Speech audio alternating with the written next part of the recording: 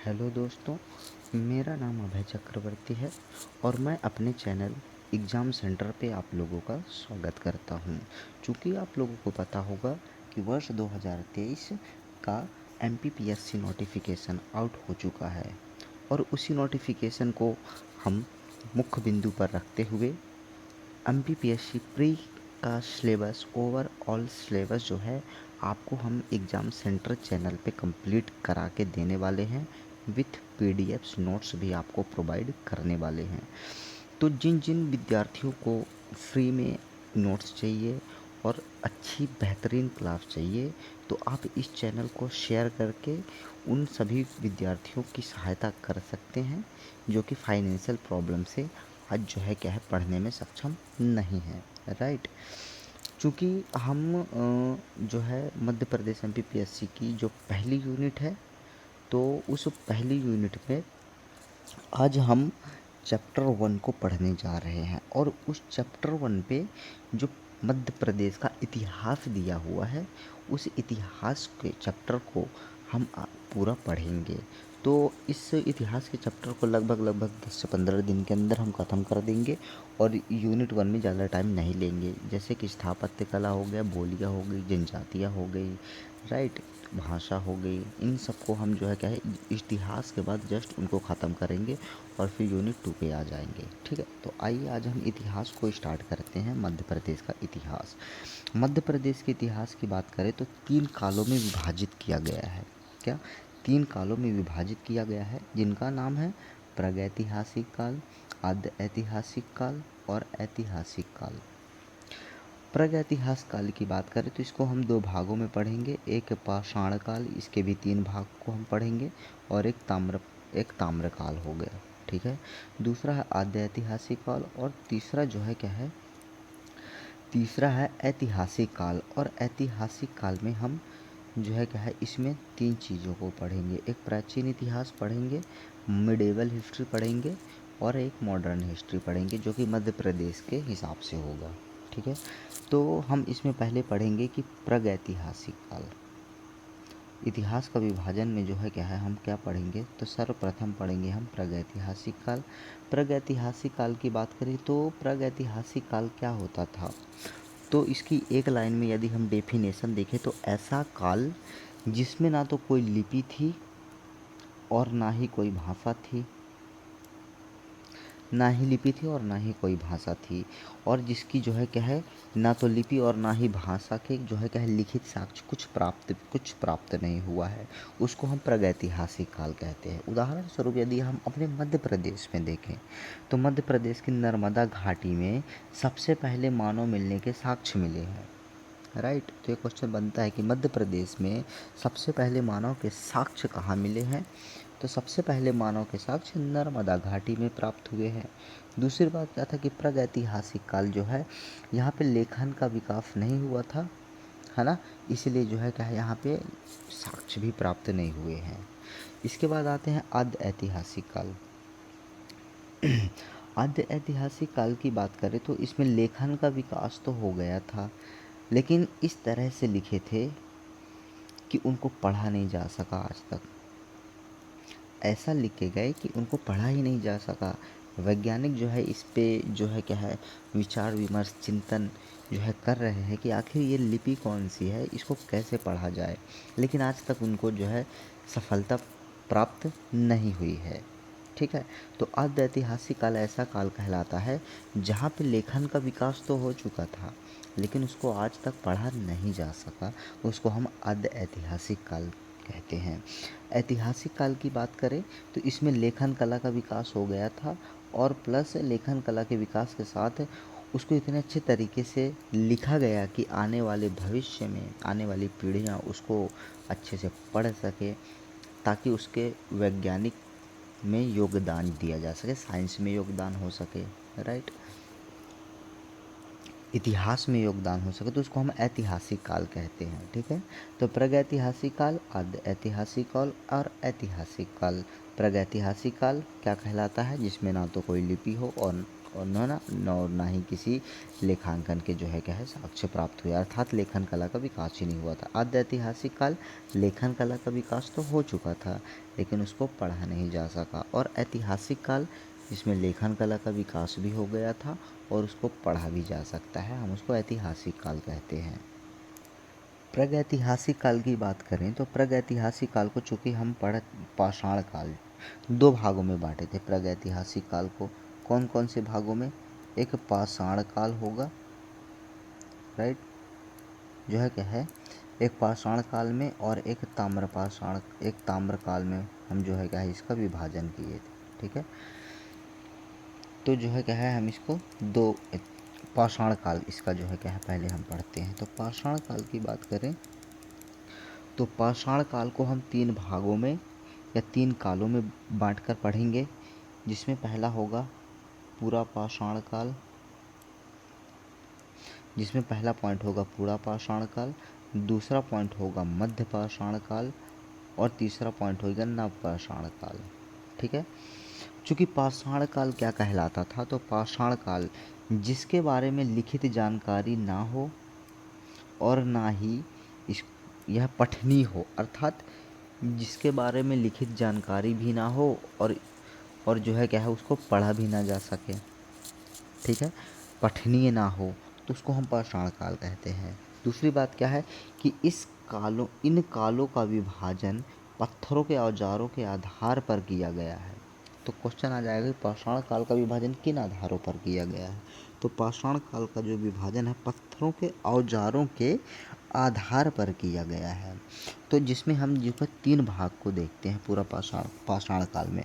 एक हो गया पूरा पाषाण काल, एक हो गया मध्य पाषाण काल, और एक हो गया नव पाषाण काल।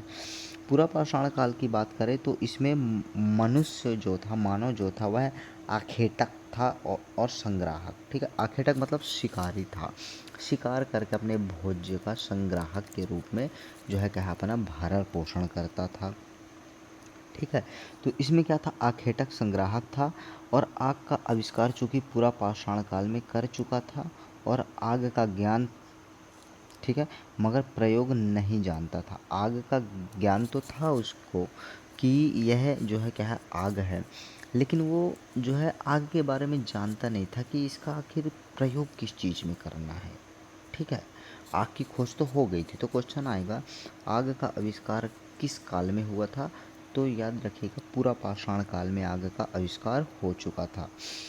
मध्य पाषाण काल आता है, चूँकि मध्य पाषाण काल में पशुपालन सीख गया, सर्वप्रथम कुत्ते को पालतू बनाया और स्थायी नहीं रहता था। देखिए, पशुपालन तो सीख गया और उसने जो है क्या है पशुपालन पे सर्वप्रथम कुत्ते को जो है क्या है अपना क्या बनाया, पालतू पशु बनाया, है ना। लेकिन पशुपालन सीखने के बावजूद भी यह अभी स्थायी रूप से निवास करना नहीं सीखा था। तो ये सब किस में सीखेगा? नवपाषाण काल में। नवपाषाण काल की बात करें तो पहिए की खोज हुई और कृषि का आविष्कार हुआ। देखिए, है ना, कि मध्य पाषाण काल में जहाँ पशुपालन वह सीख गया था, तो वहीं इस पे जो है नवपाषाण काल में कृषि करना सीख गया, है ना, स्थायी निवास हो गया और आग का प्रयोग करना सीख गया। तो क्वेश्चन क्या आएगा कि किस काल में मनुष्य जो है आग का प्रयोग करना सीख गया था? तो नवपाषाण काल में जो है क्या है मानव जो है क्या है आग का प्रयोग करना सीख गया था, राइट। कि आखिर यह कुल्हाड़ी प्राप्त हुई तो हुई कहाँ से? तो देखिए, हम पढ़ते हैं कि नर्मदा घाटी के उत्तर में देवरी, सुखचाई नाला, बुरधाना, खेड़ घाटी, बरसुख जो है क्या है बरसुख, संग्रामपुर के पठार तथा दमोह से प्राप्त हुई है। तो कहाँ से प्राप्त हुई है कल्होड़ी? मैन रूप से जो है क्या है कुल्हाड़ी दमोह से प्राप्त हुई है, राइट।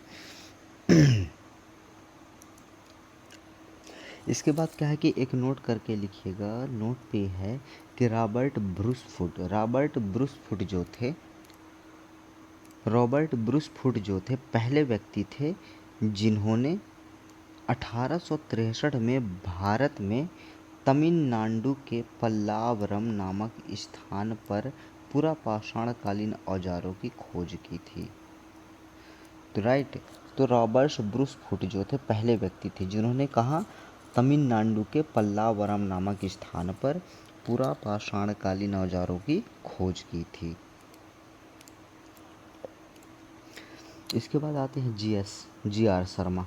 जी आर शर्मा की बात करें तो इन्होंने जो है क्या है सतना एवं रीवा के उत्खनन क्षेत्र से 100 से अधिक पाषाण युगीन क्षेत्रों की खोज की है। तो क्वेश्चन क्या आएगा कि सतना एवं रीवा के उत्खनन में किनका योगदान रहा है? तो जी आर शर्मा का जो है क्या है सतना एवं रीवा में महत्वपूर्ण योगदान रहा है, पहली बात। दूसरी बात निसार अहमद है। निसार अहमद सोन घाटी के उत्खनन में कई स्थानों से अवशेष प्राप्त हुए हैं। तो निसार अहमद कौन सी घाटी? सोन घाटी के उत्खनन में, ठीक है। निसार अहमद सोन घाटी के उत्खनन में। बीबी लाल ग्वालियर क्षेत्र से पूरा पाषाणकालीन औजारों की खोज की है। तो बीबी लाल जो है कहाँ से है? बीबी लाल जो है यह ग्वालियर क्षेत्र से पूरा पाषाणकालीन औजारों की खोज की है। तो बस अपने को ये याद रखना है, मेन पॉइंट ये है कि ग्वालियर क्षेत्र से निम्नलिखित में से कौन से व्यक्ति जो हैं जो कि पूरा पाषाणकालीन औजारों की खोज की है। तो ग्वालियर क्षेत्र से क्वेश्चन है ना, तो इसका राइट आंसर हो जाएगा बीबी लाल। दूसरा क्वेश्चन क्या आएगा कि सोन घाटी के उत्खनन में निम्नलिखित में से किस व्यक्ति का योगदान रहा है? तो सोन घाटी के उत्खनन में किस व्यक्ति का योगदान रहा है? तो निसार अहमद जी का योगदान रहा है। नेक्स्ट क्या है कि नोट लगा के लिखिएगा कि अलेक्जेंडर कनिंघम जो है पुरातात्विक भारतीय पुरातत्व के जनक जो है किसको कहा जाता है? तो भारतीय पुरातत्व के जनक जो है अलेक्जेंडर कनिंघम को कहा जाता है। नेक्स्ट है कि मध्य प्रदेश में खोजे गए पूरा पाषाणकालीन कुछ स्थलों को देखते हैं, ठीक है। तो कौन कौन से स्थल हैं हम देखते हैं।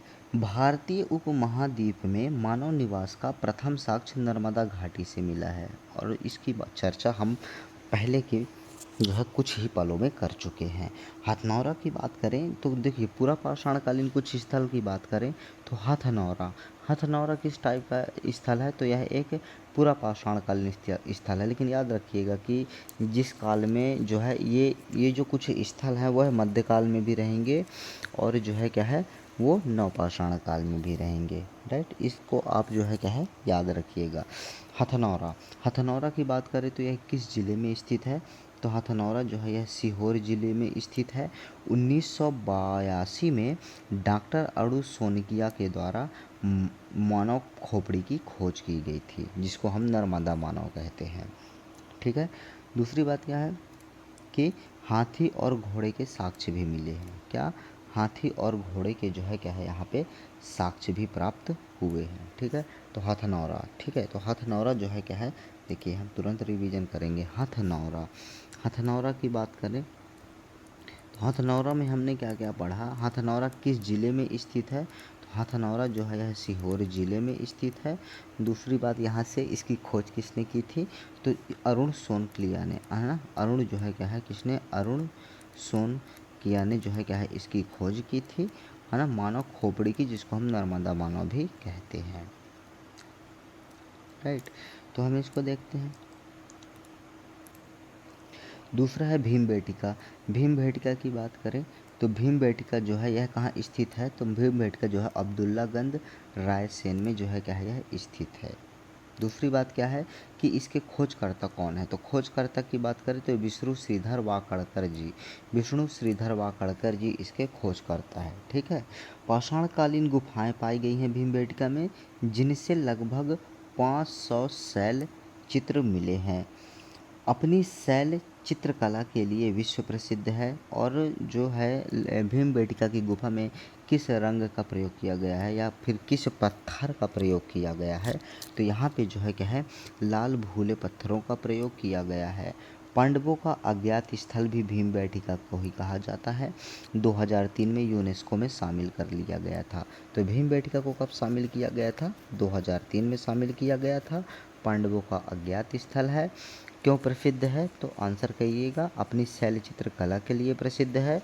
लाल भूले पत्थरों का यहाँ पे जो है क्या है प्रयोग किया गया है। पाषाणकालीन गुफाएं पाई गई हैं जो कि लगभग कितनी पुरानी है, तो 500 शैलचित्र जो है क्या है यहाँ पे मिले हैं। स्थित कहाँ, अब्दुल्लागंज रायसेन में, है ना। और खोज जो है श्री विष्णुधर वाकड़कर ने 1957 1957-58 में इसकी खोज की थी। ठीक है, यहाँ पे महत्वपूर्ण बात ये है कि जैसे कि 2003 में भीमबेटका को यूनेस्को में शामिल कर लिया गया था। तो खजुराहो को कब शामिल कर किया गया था, खजुराहो को 1986 में शामिल किया गया था, सांची को 1989 में शामिल किया गया था, और ओरछा को अस्थायी स्थल 2018 में। ठीक है, ओरछा को। महादेव पिपरिया नेक्स्ट स्थल कौन सा है, नेक्स्ट स्थल जो है यह महादेव पिपरिया है। महादेव पिपरिया की बात करें हम तो यह कहाँ स्थित है, तो महादेव पिपरिया जो है यह होशंगाबाद जिले में स्थित है, पहली बात। दूसरी बात क्या है कि यहाँ से सुपेकर महोदय के द्वारा 860 औजारों की खोज की गई। तो महादेव पिपरिया की जो है क्या है, महादेव पिपरिया में किस महोदय ने जो है क्या है औजारों की खोज की है, तो सुपेकर महोदय ने औजारों की खोज की है। ठीक है, जो कि किस प्रकार के औजार हैं, तो पूरा पाषाणकालीन औजार जो है क्या है यहाँ थे। तो महादेव पिपरिया किस जिले में स्थित है, तो महादेव पिपरिया होशंगाबाद जिले में स्थित है। और यहाँ पे किसने खोज की है औजारों की, तो महादेव पिपरिया पे सुपेकर महोदय ने लगभग 860 औजारों की खोज की है। इसके बाद आता है आदमगढ़। आदमगढ़ की बात करें तो आदमगढ़ जो है यह भी एक, चूँकि यह एक मध्य पुरा पाषाण काल है, जो कि कहाँ स्थित है, यह जो है होशंगाबाद जिले में स्थित है। तो किस जिले में स्थित है, आदमगढ़ जो है होशंगाबाद जिले में स्थित है। 1964 में आर.बी. जोशी के द्वारा 2500 पत्थरों के औजार खोजे गए थे। कितने, 2500 पत्थरों के जो है क्या है औजार खोजे गए थे।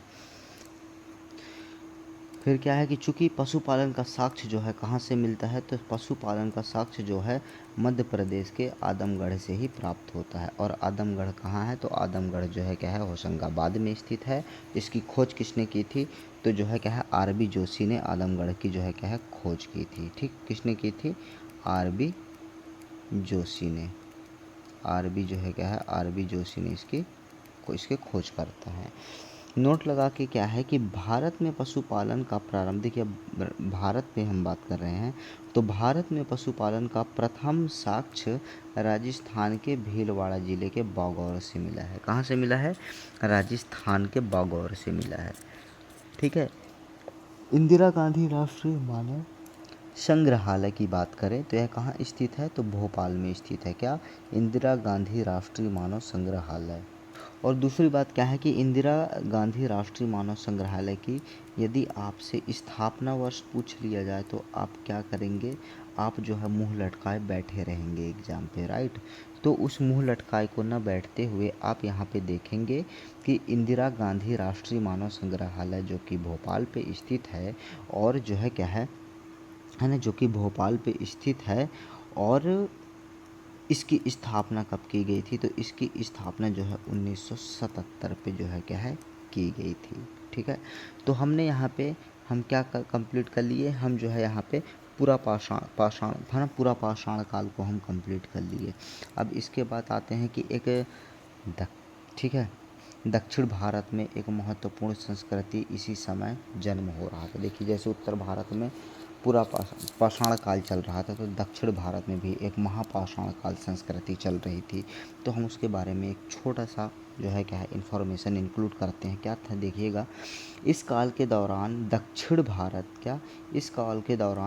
भारत के कर्नाटक, आंध्र प्रदेश आदि में विशाल पत्थरों का उपयोग जो है मानव समाधि बनाने हेतु किया जाता था। यह संस्कृति ही महापाषाण संस्कृति कहलाती थी, है ना। और मध्य प्रदेश की बात करें तो मध्य प्रदेश में महापाषाण संस्कृति के कुछ साक्ष्य रीवा, सतना और सिवनी से महापाषाण संस्कृति के साक्ष्य मिले हैं। तो क्वेश्चन आ जाएगा, तो क्वेश्चन आएगा, क्या आएगा क्वेश्चन, अच्छे से सुनिएगा, है ना, एकदम कॉन्सेंट्रेट करके, कि महापाषाण संस्कृति क्या थी। तो आप क्या बोलेंगे कि दक्षिण भारत में मानव जो है पत्थरों का उपयोग, बड़े बड़े पत्थरों का उपयोग समाधि बनाने के लिए किया था, है ना। ये समाधि बनाने के लिए किया करते थे। इसी को हम महापाषाण संस्कृति कहते हैं। और इसके साक्ष्य कुछ जो है मध्य प्रदेश में भी देखने को मिले हैं।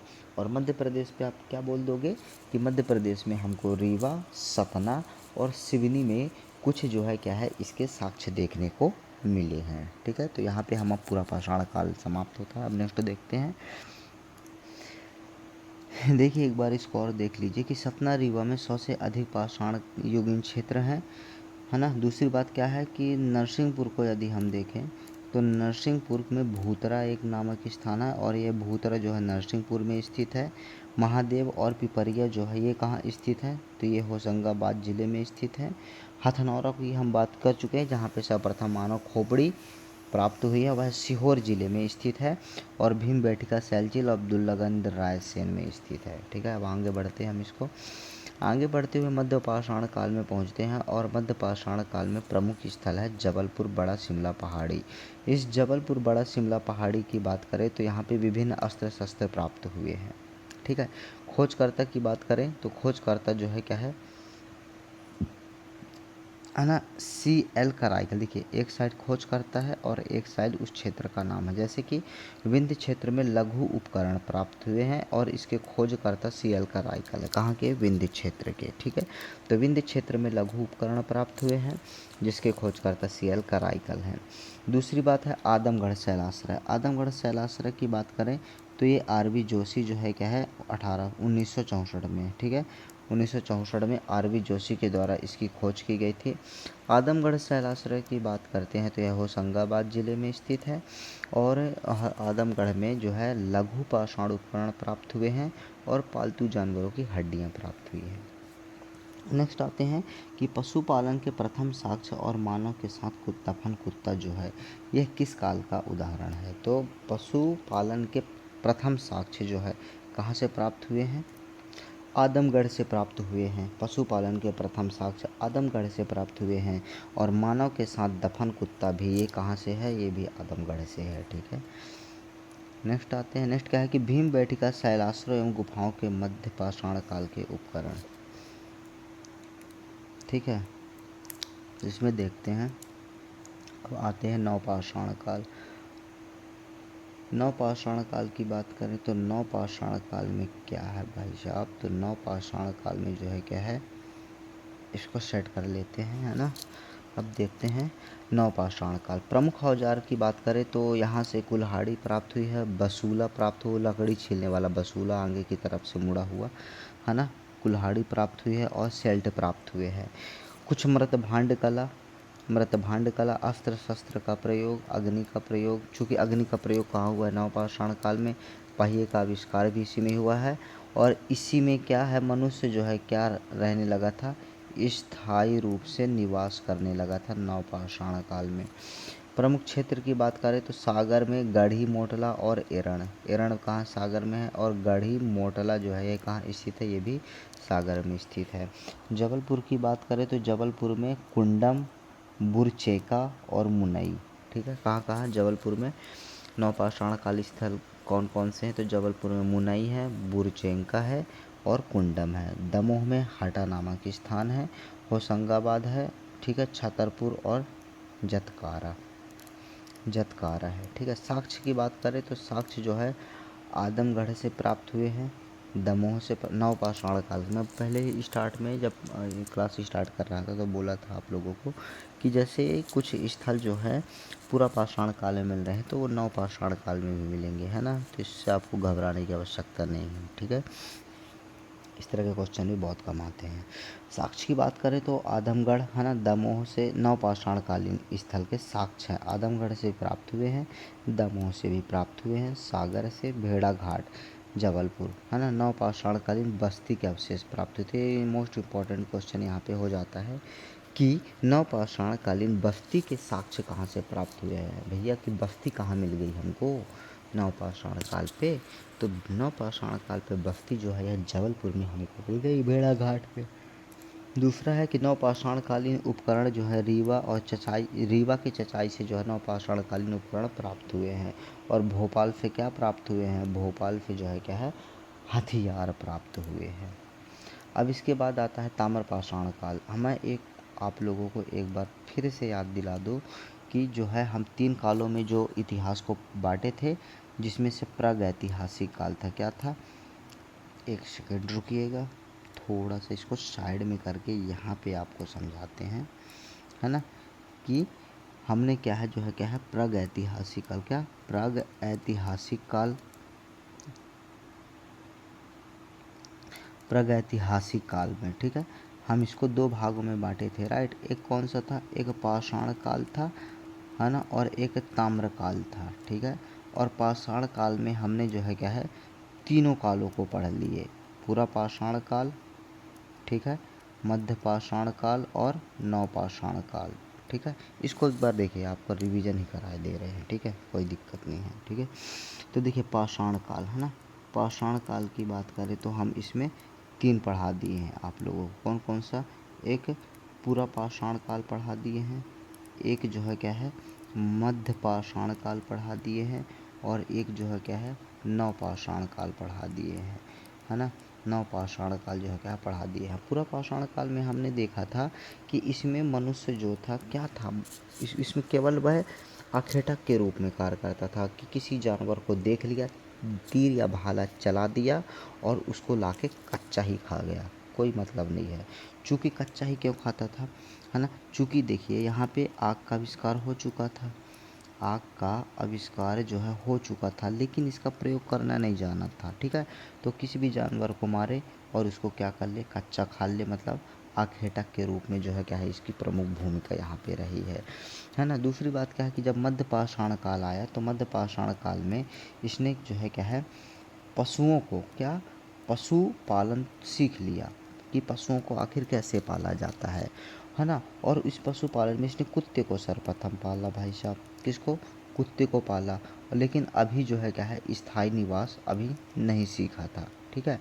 जैसे ही नवपाषाण काल आया तो नवपाषाण काल में जब इसने पशुपालन सीख लिया तो इसने कृषि करना भी सीख लिया, ठीक है, कृषि करना सीख लिया। दूसरी बात क्या है कि इसने जो पूरा पाषाण काल में आग का आविष्कार किया था, अब इसका प्रयोग करना सीखा। तो आग का प्रयोग करना, आग का प्रयोग करना किस काल में सीखा गया? नवपाषाण काल में सीखा गया। दूसरी बात क्या है कि आग का प्रयोग करना तो सीख लिया था, प्लस यहाँ पे स्थायी रूप से यह निवास भी करने लगा था। क्या? स्थायी रूप से निवासी भी हो गया था, राइट। तो हमने इतनी चीज़ें जो है क्या है, इसको पढ़ लिए थे। अब हम आते हैं इसी पे, है ना। अब हम ताम्रपाषाण काल पे आते हैं, ठीक है। ताम्रपाषाण काल की बात करें तो ताम्रपाषाण काल जो है मोहनजोदड़ो और हड़प्पा के समकालीन काल जो है यह माना जाता है। क्या? मोहनजोदड़ो और हड़प्पा के समकालीन, ठीक है। दूसरी बात, नर्मदा, बेतवा, चंबल नदी के किनारे सभ्यता का विकास हुआ। किस किस नदी किनारे? नर्मदा नदी, बेतवा नदी और चंबल नदी के किनारे ताम्रपाषाण काल का विकास हुआ। धातुओं में सबसे पहले किसका प्रयोग किया गया था? तो धातुओं में सबसे पहले तांबे का प्रयोग किया गया था। 1932 की बात है, कैम्ब्रिज यूनिवर्सिटी के दल ने खोजा था। जबलपुर और बालाघाट के गुरिप्पा से ताम्रपाषाण सभ्यता का चिन्ह जो है क्या है, हमको प्राप्त हुआ है। नोट नोट लगा के लिखिएगा। क्या है कि नोट लगा के ये है कि धातुओं के आविष्कार का क्रम देखिए, सबसे पहले जो है तांबा धातु खोजी गई, दूसरा कांसा धातु खोजी गई और तीसरा लोहा। लोहा को जो है हम क्या है, उत्तर वैदिक काल में पढ़ते हैं, है ना। तांबा को तो हम यहीं पढ़ लेते हैं, ताम्रकालीन सभ्यता, जो कि यह किसके समान है? मोहनजोदड़ो और सिंधु घाटी सभ्यता के समान चलती है, ठीक है। इसके बाद नेक्स्ट आते हैं, क्या है, नेक्स्ट आते हैं हम इस पे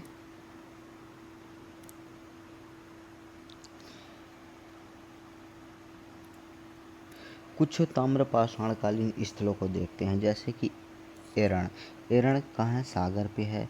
और यह एक कैसा स्थल है? तो आप कहिएगा कि एरण जो है एक ताम्रपाषाणकालीन स्थल है। दूसरा, होशंगाबाद का खेड़ी नामा। होशंगाबाद का खेड़ी नामा भी एक ताम्रपाषाणकालीन स्थल है। दूसरा, उज्जैन में कितने हैं? उज्जैन में 3 ताम्रपाषाणकालीन स्थल हैं। कौन कौन से? उज्जैन की बात, एक डांगवाला है, एक नागदा है और एक कायथा है। ठीक है, कौन कौन से हैं? डांगवाला, नागदा और कायथा जो है उज्जैन में 3 ताम्रपाषाणकालीन स्थल है। राइट। होशंगाबाद में खेड़ी नामा है और सागर में जो है एरण है। इसके बाद खरगोन में नवदा टोली। खरगोन में कौन सा ताम्रपाषाणकालीन स्थल है? तो आंसर करिएगा नवदा टोली। क्वेश्चन घुमा के भी आ सकता है। द नवदा टोली नामक स्थल है ना, जो है क्या है, एक ताम्रपाषाणकालीन स्थल है। यह कहाँ स्थित है? तो यह खरगोन में स्थित है। दूसरा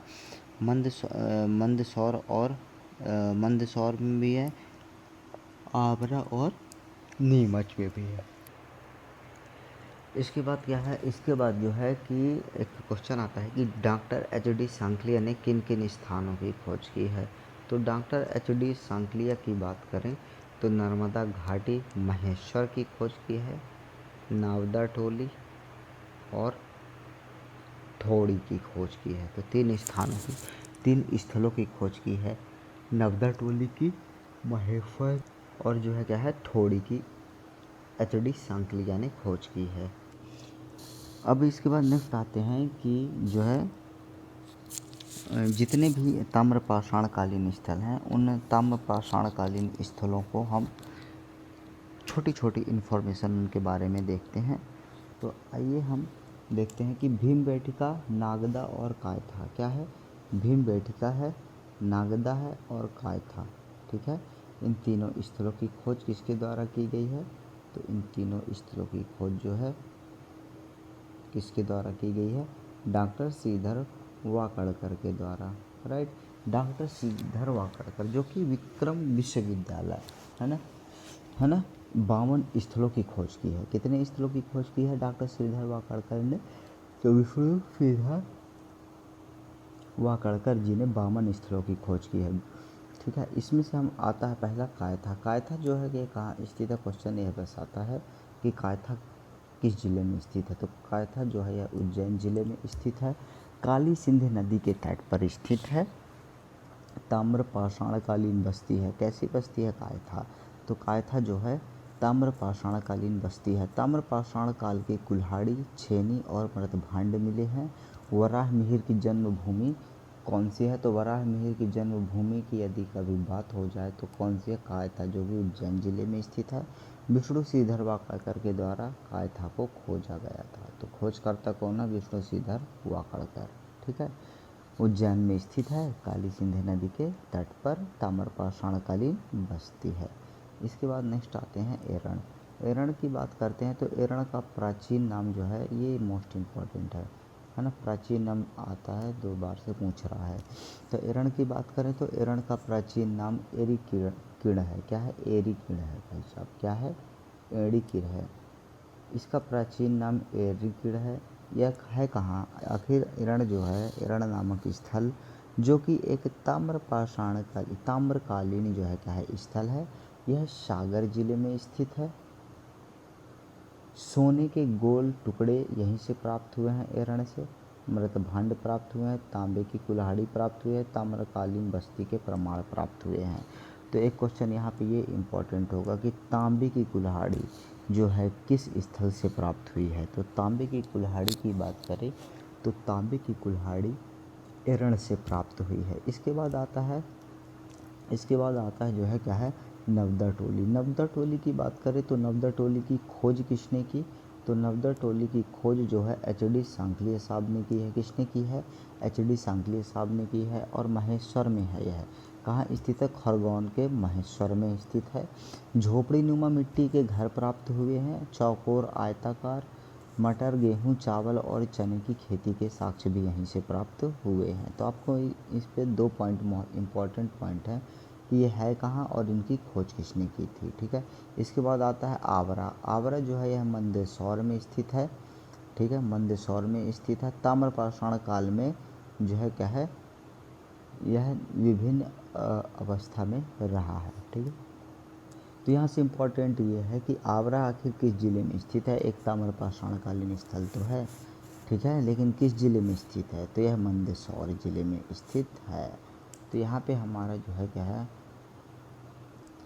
इसके बाद आते हैं नागदा। नागदा जो है यह, चूँकि हम उज्जैन में 3 श्लोकों पढ़े थे, है ना। तो एक हो गया कायथा, एक हो गया नागदा। नागदा की बात करें तो यह उज्जैन में स्थित है, चंबल नदी के तट पर। खोजकर्ता की बात करें तो वाकड़कर महोदय, श्री विष्णुधर वाकड़कर के द्वारा नागदा की भी खोज की गई थी। मृत भांड प्राप्त हुए हैं। लघु पाषाण कालीन अस्त्र शस्त्र प्राप्त हुए हैं, है ना।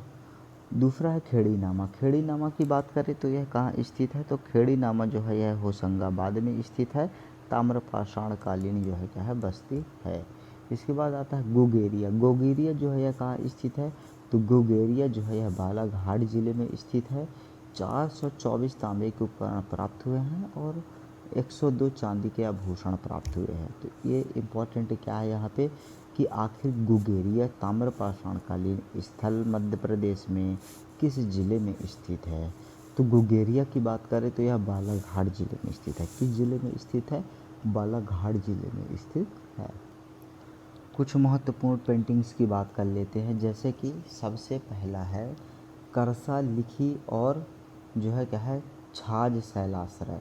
करसा लिखी छाछ शैलाश्रय जो है यह किस जिले में स्थित है, तो जो है क्या है, यह मुरैना जिले में स्थित है। कहाँ है भाई साहब, ये मुरैना जिले में स्थित है, करसा लिखी छाछ शैलाश्रय। दूसरा क्या है, दांता शैलचित्र कहाँ स्थित है, तो दांता शैलचित्र जो है यह छतरपुर में है। कहाँ स्थित है, तो दांता शैलचित्र जो है यह छतरपुर में स्थित है। सिंगरौली में कौन सा है, रानी माची पेंटिंग्स है, कौन सी है, तो सिंगरौली में जो है यह रानी माची पेंटिंग्स कहाँ स्थित है, तो सिंगरौली में स्थित है।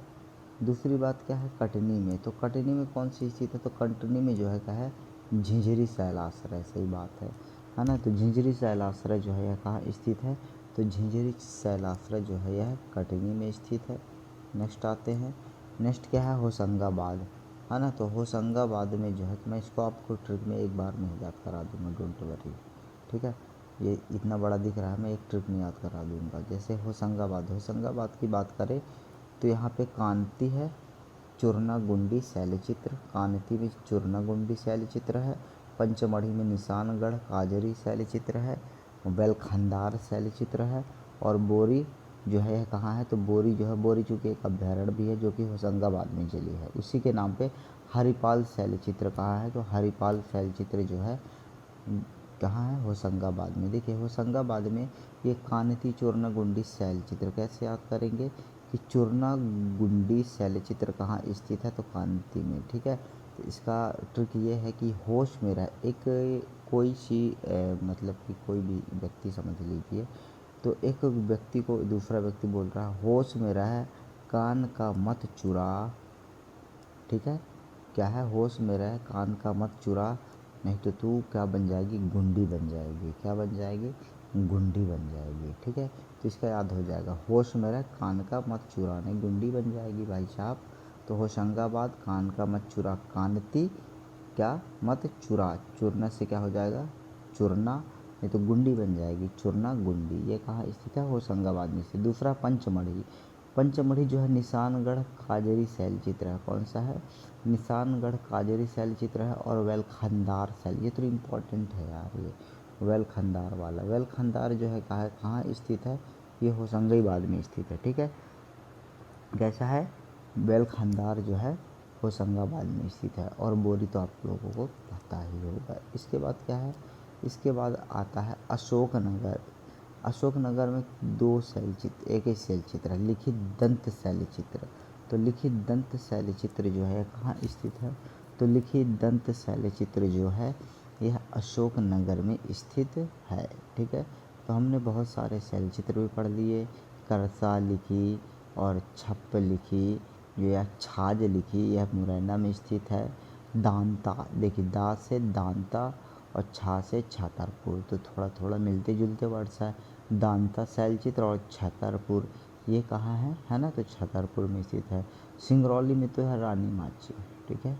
सिंगरौली में कौन सा है, सिंगरौली में रानी माची है। झिंझरी कटनी में है। होशंगाबाद में 3 ठो है। देखिए आप बताइए होशंगाबाद में कौन से 3 ठो, बताइएगा। तो होशंगाबाद में कौन कौन से, तो पहला है हमने क्या बोला है, होश मेरा कान का मत चुरा नहीं तो तू गुंडी बन जाएगी। ठीक है, तो होशंगाबाद की बात करें तो क्या है, होशंगाबाद में क्या है, चूरना गुंडी में क्या है, चूरना गुंडी में जो है क्या है, कानेती कानेती, है ना, चूरना गुंडी शैलाश्रय। दूसरा क्या है कि होशंगाबाद में, जल्दी बताइए कौन सा, वेल खंदार इम्पोर्टेंट है ना, ये इम्पोर्टेंट ही है, मैं बार बार बोल रहा हूँ।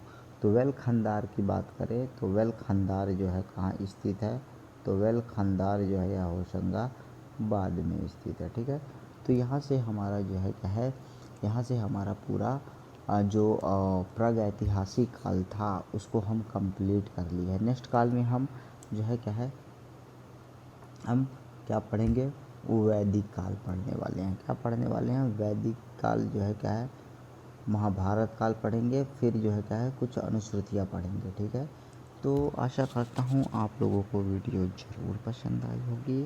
यदि वीडियो को, यार सच में बोल रहा हूँ, यदि वीडियो को जो है क्या है आप लोगों को फ्री में नोट्स चाहिए ना, तो इस चैनल को सब्सक्राइब कर लीजिए, टेलीग्राम चैनल जो है उसको ज्वाइन कर लीजिए, वहाँ पे आपको ये इसकी PDF आपको प्राप्त हो जाएगी। धन्यवाद।